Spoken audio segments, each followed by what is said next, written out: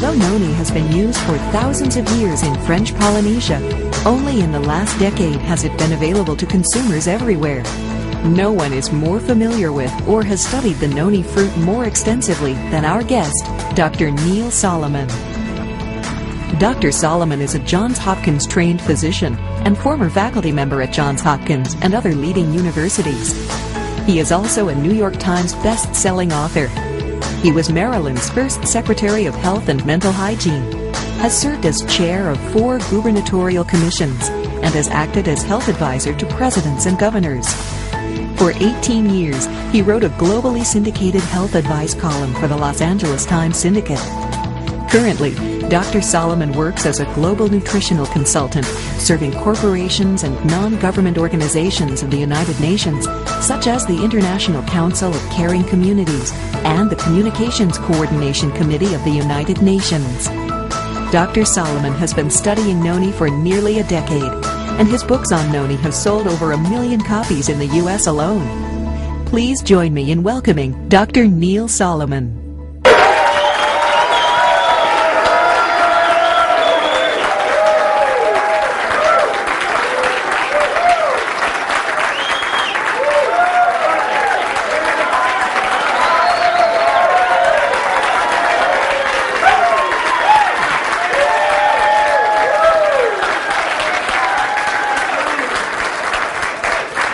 Thank you very, very much.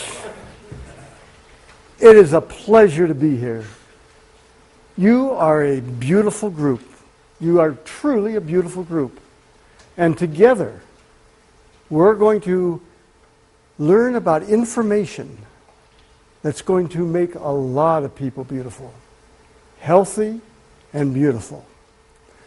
I'm going to start this lecture with 21 reasons why you should drink Noni every day. It could be 221 reasons, but I had to pick 21 that I thought at this time might make some sense because they're the reasons that people tell me that they drink Noni. Well, in the 21 reasons to drink Noni every day, they're to try to prevent, or if you have the following diseases, help decrease your symptoms: cancer, heart disease, stroke, diabetes. The 4 biggies of what the people who talked to me said and the data I had. And one thing I found was consistent. Stress was the culprit. Stress knocked down all the conditions that help protect those people. Some people got back up, bounced back up, and did okay. Others didn't. But it seemed that the Hesian Noni juice in some way helped the majority of the people. What is Noni? Well, you all know what Noni is. You can see it there on the screen, up on the left-hand corner. As you know, it's really an ugly-smelling fruit. It tastes worse. I would never drink it. I would never drink Noni juice the way it comes out of the Noni plant. I couldn't tolerate it. But that's what Noni was. But the reason they tolerated it to people, it helped them. So the people primarily of Southeast Asia and the Pacific Coast area and the Pacific Rim area, they felt that Noni helped them, and so they passed it on from generation to generation. And it was because of that that terrible taste didn't prevent them from taking it, because they stayed pretty healthy. Tracing it back from Polynesia, where these people were located, you can find that it had its origin in old India back 6,000 years ago. And there it was known because it increased longevity. But it not only increased longevity, it not only made people live that they believed longer, but they lived healthier longer, and that's the name of the game. The name of the game is to live healthier, because if you just live longer and aren't healthy, That's no good. And if you go to the Sanskrit writings, you'll find in those writings the quotes, marvelous, healthful properties. Noni. It has marvelous, healthful properties. Noni juice may help prevent and protect against cancer. There has been research done on Noni, and the research shows that it may prevent and it may protect against cancer. Then Dr. Myung-Ying Wong from the University of Illinois Medical School started to study Noni.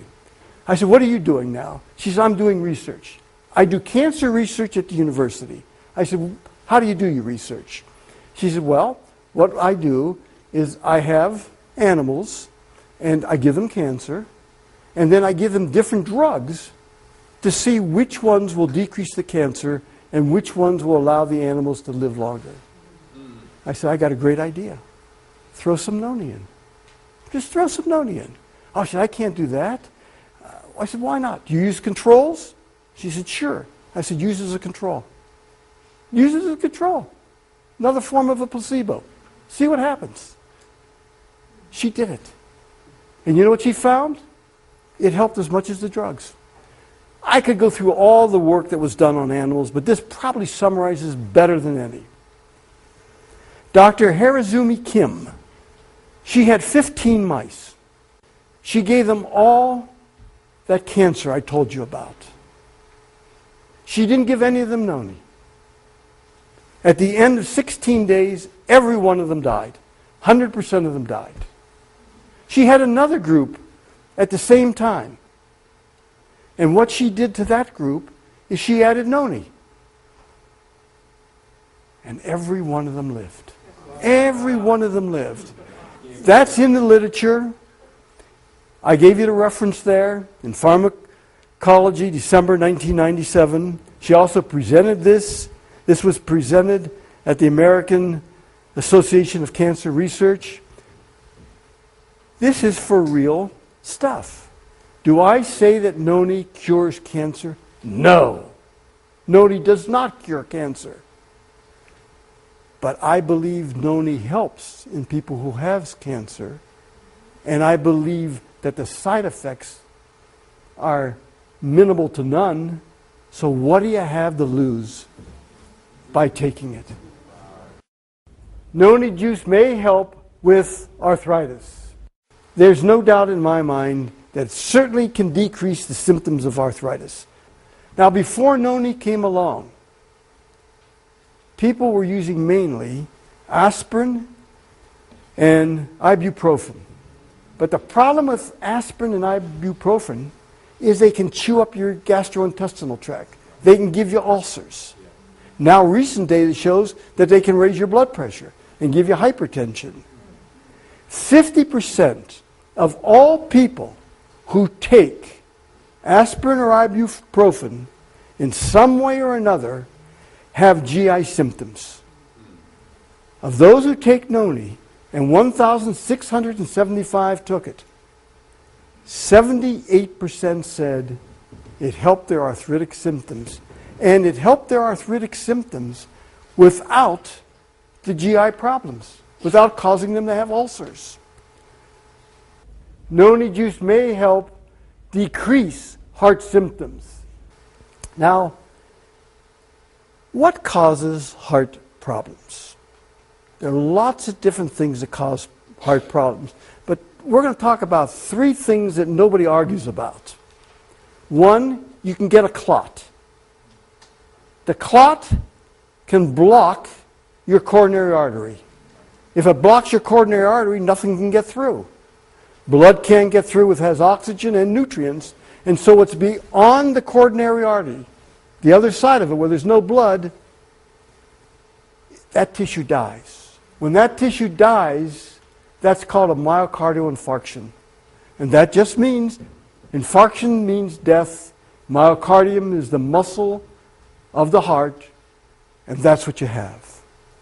That then labels you as having coronary heart disease, which is CHD, So when you see CHD, that's coronary heart disease. Most of it was due to the clot, secondary myocardial infarction, and then coronary artery disease.